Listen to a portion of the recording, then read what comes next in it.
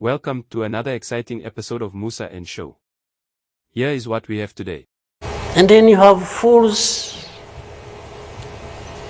leading countries and being used as puppets.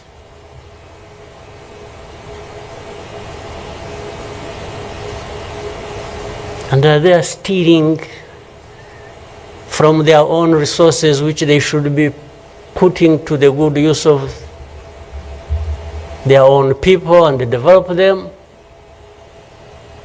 They just put everything to their own use, find billionaires in a sea of poverty, millions of people going hungry, and their leaders, billionaires, money that has been stolen from the resources of these people, and these are the ones received in Western capitals and praised and Ivida namanje ngathi siqale ngenye indlela. Kule video qeda kuyibona uPresident uKagame la ukhuluma into eyinkinga. Uthi there are fools kuneshuthi kuneyilima noma iphukuphuku as leader yama country kodwa zona zibe ziyipuppet yama western countries. Lawo bantu bayanconywa kakhulu. Baba ngama-billionaires kodwa abantu ababaphethe basuke behlupheka. Ngiyafisa ukukhuluma kancane ngale topic. Kune video engiyibonile la yenziwa uMighty Jimmy one channel yakhe Mighty Jimmy TV. Angazi nini kodwa ngithola iclip nje into ebalekile ayishilo. Izolo ngithenge elinye ilanga soke senze video sikhulume ngoMinister Pravin Gordhan nokuwa kwama state owned enterprises. Angiqondile ukwenza leyo video ekhuluma ngalokho kodwa inhloso yami ngevideo yamanje ukuzokhuluma nama members omkhonto wesizwe party engiwabuzile izolo ukuthi what does umkhonto wesizwe party stand for? Yini nje ngempela lothi umkhonto wesizwe party uma kuthatha wona fanele uyenze yini obathembise yona ngoba ngikholwa ukuthi abantu abaningi abangabangalunga umkhonto wesizwe party manifesto yomkhonto wesizwe party abakaze bayifunda. Uma ngabe ikhona abanye ngisho iconstitution yomkhonto wesizwe party abakaze bayifunda. Ikhona nebhalwe nangesizulu kodwa abakaze bayifunda. Ngiyafisa ukuthi sikhulume ngalezo zinto bangibuzile izolo ngathothi bakhona abaziyo bakhona bangazi kwavele kwasuka omunye wakhetha ukuthi ngcona ngithuke ngase ngiyabona ukuthi hayi sinenselelo yokubafundisa abantu as umuntu neutral fanele sibafundise abantu. Kufana nje mangathiwa ukuthi ama-fighters sengiqaphelele ukuthi ama-7 cardinal pillars we-EFF bayawazi. So asikho isidingo sokuthi ngathiwa ngiyabafundisa. Kodwa ngithe nje angiziphi ithuba lokuthi sicaciselane kubantu abangamalungu omkhonto wesizwe party abangazi. Senze ukuthi abantu bangasithuki kusasa masikhuluma ngomkhonto wesizwe. Kune video engiyibonile kaPresident Zuma sizoyicaphuna la achaza khona ngomkhonto wesizwe party ukuthi yini le yamsusa phansi ukuthi azasungulele liqembu umkhonto wesizwe yini ayeyibonile efuna kwenzakaleni. Isizathu esenza ukuthi azichaze lezi zinto uPresident Zuma ingoba uyazi ukuthi lena iorganization efuneka iphile noma yena sengasekho. Uaware ukuthi le organization must outlive him. Funeka iphile ngaphandle kwakhe noma ngaresign manje funeka niqhubeke ibe umkhonto wesizwe party. Yebo manje seseku building phase la isakhiwa khona kodwa yona funeka iphile ngale kwakhe. Ngiyacela ukusubscribe ku channel, ushare, ulike, ucomment. Ungajoin membership yale channel eqala ku 40 rand ngenyanga kuyaphezulu. Ungasidonatela ngalokho nakho ikhona iaccount kuyi-comment ephiniwe. Ngicela uzwe la. Have you seen this interview?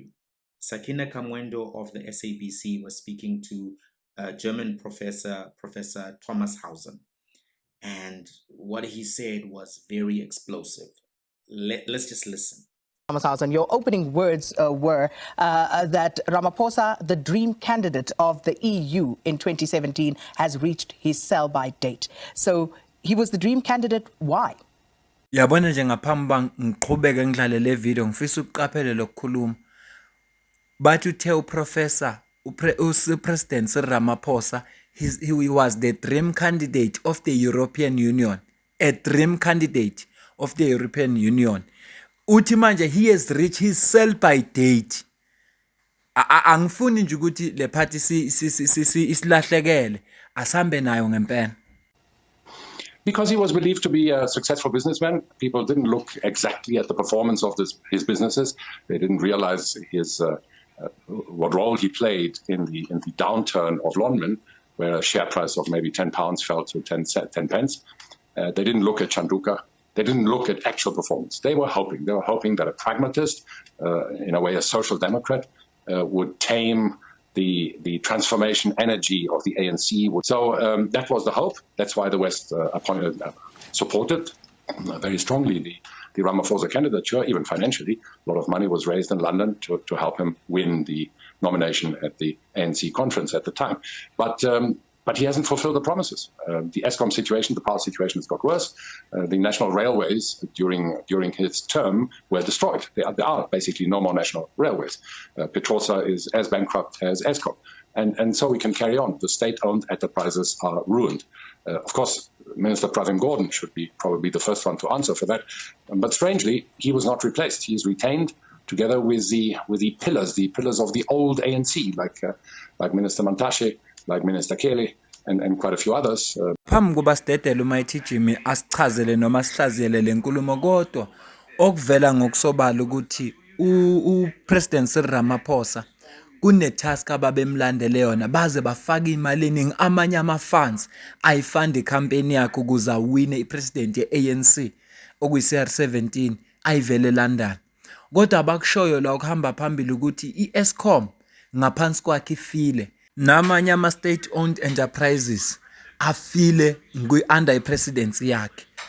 Bathi-ke abantu bebengazi bebemthembile ukuthi ngoba uyi-successful businessman kodwa abazange abantu babhekisisa. Asilandeke uMighty Jim asihlaziyele kahle bese siqhubeka nevideo yethu.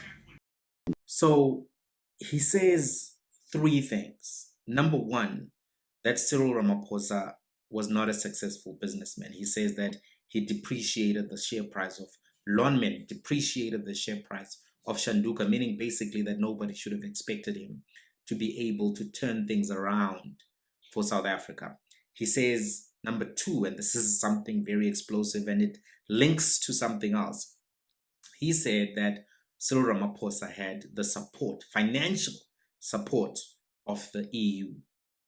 He says that he had a lot of financial support of the EU. And that makes you think about the CR17 campaign bank statements. Remember, it was said that $1 billion was raised. And then those bank statements to find out who the donors were sealed. But he goes on, or he doesn't go on actually. Let's go back a little bit to that point around financial support of the European Union. He also says lots of money was raised in London. Lots of money was raised in London. What is the significance of London? London is the headquarters of a company that is called Globeleq.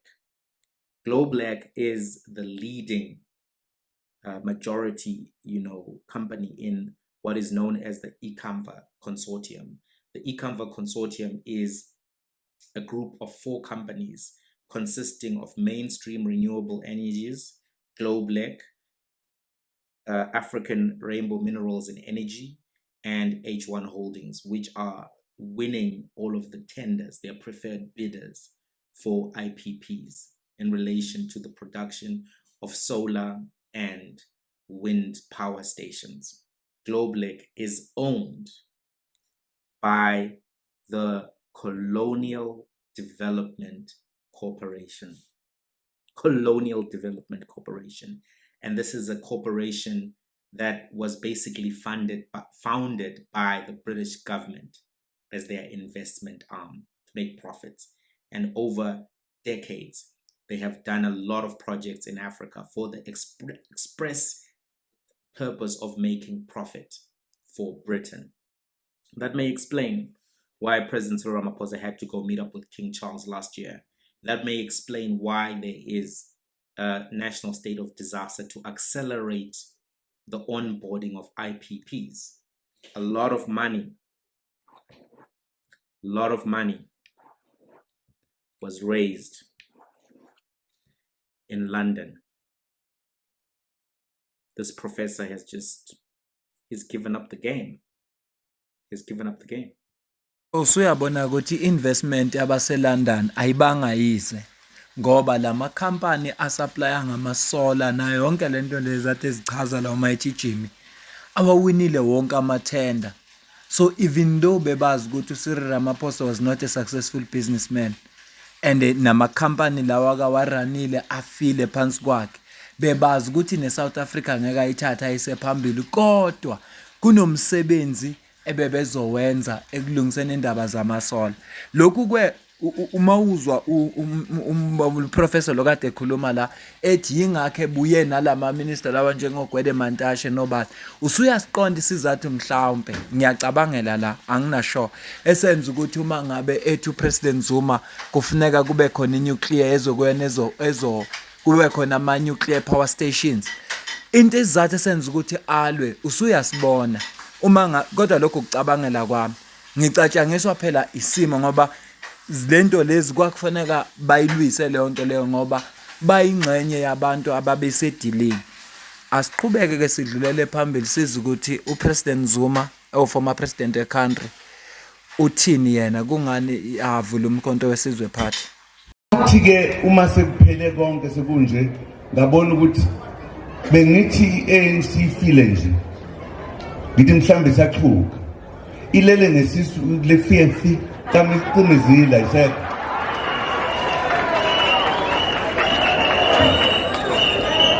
ngasibuza ukuthi uma kunje kuthiwani ngoba phela sikakhulule kulapho ke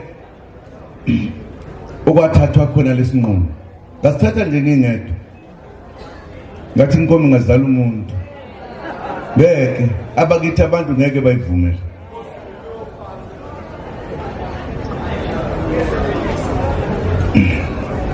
Uyabona ke uma ngicabanga ngikhuluma ngibeka noma ngithi ngithinta nje abanye abantu sivumelana bathi hayi right, kodwa mase ngiyangana ukuthi hey asenze lento akulula ngoba ayikaze yenzeke lento manje kuzokwenzeka kanjani. Ngakhuluma nezinye izinto engizaziyo impela sivumelana engiyabona ukuthi ngiyabheda kusho ukuthi ngiphuphile yangibhalela idocument eshisayo echazayo ukuthi ngiyabona idocument ayisho lutho. Kulapho ke kodwa engathi khona la uma ngisaphila ebese kuthi ngemva kweminyaka ngife uma seniqhamuka ngale kubaholi bethu ngiyothi kwenze njani umbiko wami uyothini bathi laze lafizwe nikhona bekwenze njani. Base ngithi uyabona la asilime ziyetsheni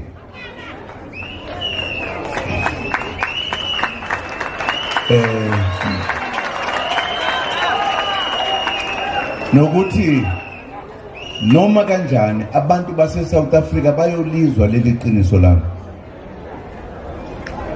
ngoba inhlupheko isibuyile noma mhlambe kungabuyanga i100% kodwa isibuyile. Ungakaqhubeki nje noPresident Zuma kodwa uyayizwa into ayishoyo lento yamsusa phansi ukubona ukuthi iANC isifile, so wayesethi angeke akwazi ukuthula ngoba abantu basahluphekile futhi akusho ukuthi inhlupheko isibuyile. Umuntu ongaboni ongathanda ukubona ukuthi inhlupheko ngempela isibuyile sizoqhubeka ke naye siza ukuthi uthini. Ubala lezi nokubalena nje le yokuhlaselwa kwabantu bendawo kufanele bavikelwe kodwa kuyibona abahlaselwayo eyodwa angiyibale eziningi. Ilento ke yenza ukuthi sithathe isinqumo. Kimina ke kwasho ukuthi uma sithatha lesinqumo kufanele basazi basithatha isinqumo esinzima kakhulu esizokufanele ukuthi sizimisele thina ekushintsheni lempilo elethwe besingazi thina esingazange sihluphekele ngoba thina sasihluphekele inkululeko ephelele. kulapho ke engathi khona ekuhambeni kwesikhathi sengicabanga into eyiningi ngase ngiya kulezi zakithi engizaziyo ukuthi satraina nazo bashona khona ngathi emadoda asikwazi ukuhlala kuze kwesekugcineni kodwa singayithi vu le ndaba ngikhuluma kubantu abayaziyo abangathi kusasa namanje nje ungasuthi ayihlome ungababona kahle onkuzimalana abasithandi ukubhama maye babona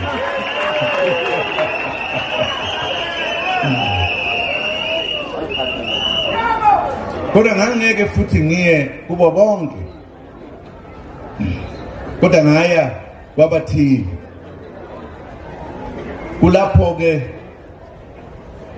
okwathi ngokuhamba kwesikhathi ngathi uma singase simemezele la ukuthi sokwenza lokho bazosivala simenswi asisebenzise itraining yethu senze into bengazi abanye abantu sakwenza lokho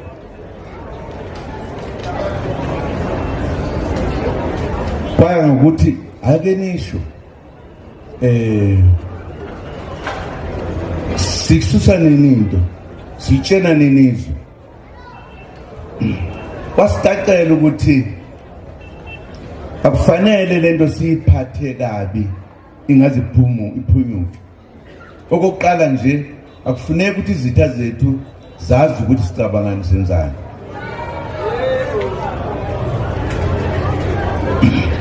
sase sihlela zonke izinto ngokwanele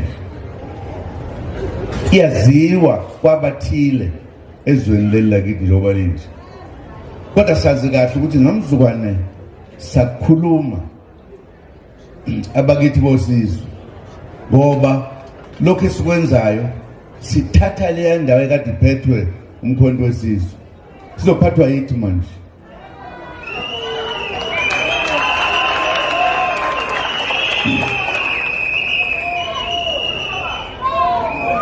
sase sithi uyabona kudala abaholi bethu be-ANC bazuma izwe ngokumemezela umkhonto wesizwe lowo owawumenyezelwa uMandela owawuyinto eyayithatha indawo ke-ANC yokuthi isebenze underground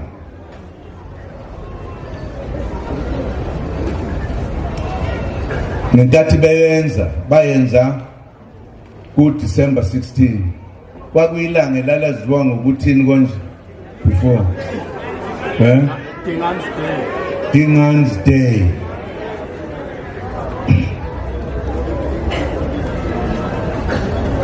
uMandela kanye nabahola ekahamba kanye nabo babefuna ukutshengisa ukuthi yimpi le ngoba lento kuthiwa iDingan's Day kwaqanjwa impi eyalwa phakathi kwabamhlophe kanye nabamnyama akekho ongazanga noma ekude ukuthi hayi lento isho kuni sathi uyabona uma sifuna ukuthi abantu bazi ukuthi senzani manje asize bese libizwa ngelinye njengoba simzuleke uPresident Zuma into yokuqala ayichazile ukuthi kungana sukuma waqamba iqembu lomkhonto wesizwe party nanokuthi wakhuluma nabantu abathize ayetraine nabo eseseku exile nanokuthi kungani futhi azali register iqembu lomkhonto wesizwe party nge-15 December so yonke lento ibalekile ngaphambi nje kokuthi wazi ukuthi umkhonto wesizwe party umeleni sifuna uku-achieve ini isizathu sokuba khona komkhonto wesizwe party ukuthi abantu basacindezelekile isizathu sokuthi kube khona umkhonto wesizwe party ukuthi abantu basahluphekile inkululeko ayikakafiki kahle ngokuphelele kubantu ukuliqamba kwakhe ngomhla ukuthi aliregister ngomhla ka 15 December 2023 kwakungenxa yokuthi lolu suku lalibizwa ngeDingan's Day ngoba ila kwalwa khona abamhlophe namaZulu angiyazi ke imphumela ukuthi obani abahlulwa kodwa usuku lalibalekile njengoba manje sekwathiwa iDay of Reconciliation ngiyafisa ukuthi abantu abangamalungu omkhonto wesizwe party bakwazi lokhu kuze uma bebuza ukuthi iqembu lomkhonto wesizwe party limeleni, funa bazi ukuthi iqembu lomkhonto wesizwe party limele abantu abahluphekile, limele ukuthi lilwele abantu bafike enkululekweni epheleleyo. Inkululeko epheleleyo usuke ukhuleka ngezepolitiki bese ukhuleka ngokwezomnotho. Kuningi ke singakubala, kodwa nje ngithe angeke ngithathe leli thuba sixoxele nabo ngenzela ukuthi kusasa kungabe bikho umuntu ozothuka, noma kungasathukanga mina kodwa kungathuka omunye umuntu ozobe efuna ebuza, kodwa abantu baqonda ukuthi kusho ukuthini. I-political party ke mayintsha ivamise ukuba ney'nkinga ey'ningi. Wake wakhuluma i-CIC ngelinye ilanga ezwa kuthiwa u-Ace Magashule uvula i-political wathi ukuba ubeseduze ubezomluleka Mtsheti, hey kunzima ukuvula leyo nto leyo. Ngenxa yokuthi isikhathi esihambile angeke ngisayicaphuna le video ka-CIC, kodwa bengithi nje angilethe le video ingikhathazile ivideo kaPaul Kagame ngalalela istatement asishilo. Yangikhathaza ivideo analyzwe uMighty Jimmy mayelana nokuqokwa kaRamaphosa. Kodwa mawulalela uPaul Kagame ukuthi bakhona ama-leaders ase-Afrika angama-puppet. Lawo ma-leaders anconywa kakhulu ngamazwe ase-West ngoba lawo mazwe lawo kukhona into asuka azibenefit. Kodwa uthe iningi lalawo bantu abahola lawo mazwe, amazwe abayahlupheka. Ngicela ukuma la, mina nawe sidibane kwivideo elandelayo. Ngiyabonga.